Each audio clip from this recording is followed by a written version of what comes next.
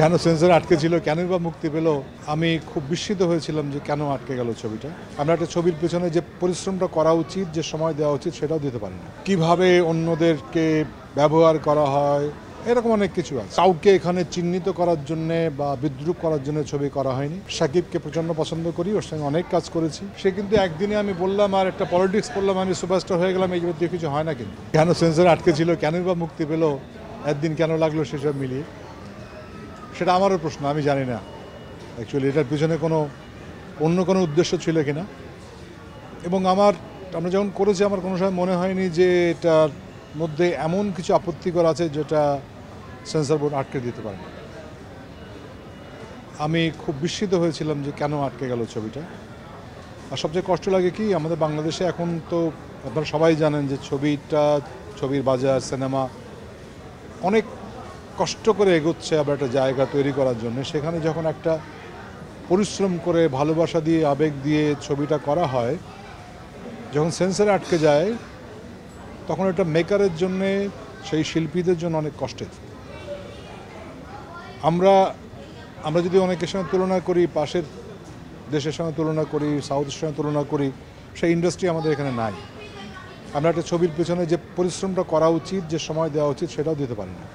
শুধু আবেগ ভালোবাসা দিয়ে আমরা সিনেমা করি বা ওটিটিতে কাজ করি, এমনকি নাটকের ক্ষেত্রে অনেক ক্ষেত্রে রাত 3টা 4টা হয়।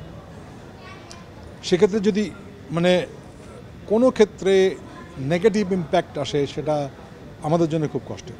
যাই হোক, তারপরেও এতদিন পরে ছবিটা মুক্তি পাচ্ছে, এটাই অনেক সুখের আমাদের সবার জন্য, যারা কাজ করেছে। আর দর্শকদের ভালোবাসা দরকার। দর্শক যদি ছবি দেখেন এসে, তাহলেই আমাদের কষ্ট সার্থক হবে। চরিত্রটা বেশি বলতে গেলে আসলে স্পয়লার হয়ে যাবে।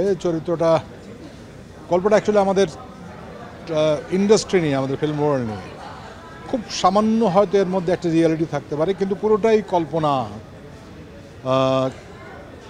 কিভাবে অন্যদেরকে ব্যবহার করা হয়, এরকম অনেক কিছু আছে। খুব দুটো ইনোসেন্ট পিপুল, যাদের সিনেমার প্রতি আগ্রহ, তারা আসে এবং তাদের পরিণতি কী হয়। আমার চরিত্রটা একজন ফিল্ম ইন্ডাস্ট্রির একজন ডমিনেটিং স্টারের চরিত্র। কাউকে এখানে চিহ্নিত করার জন্যে বা বিদ্রুপ করার জন্য ছবি করা হয়নি।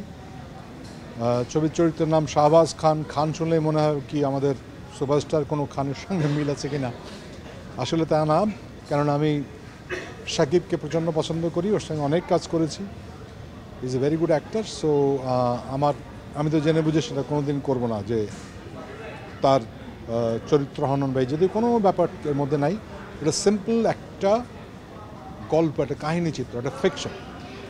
সেই দৃষ্টিতে দেখাই উচিত। এবং আমার মনে হয় যারা দেখবেন, তারা it is full of entertainment. গান আছে, নাচ আছে, অনেক কিছুই আছে এর মধ্যে। দেখেন, একজন ফিল্ম ওয়ার্ল্ডে যখন একজন কেউ প্রতিষ্ঠিত হয়, তার একটা কিন্তু অবদান থাকে, তার একটা সংগ্রাম থাকে। এই সংগ্রামটাই কিন্তু অস্বীকার করা যাবে না। আমরা যারা থিয়েটার বা টেলিভিশন করে এসেছি বা ফিল্মেও আছি, তারাও কিন্তু একটা প্রচণ্ড স্ট্রাগলের মধ্যে দিয়ে আসছে। আমার প্রথম ছবি ছিল লাল সবুজের পালা, সৈয়দ হাসান ইমাম ডিরেক্টর, কবরী ছিলেন হিরো।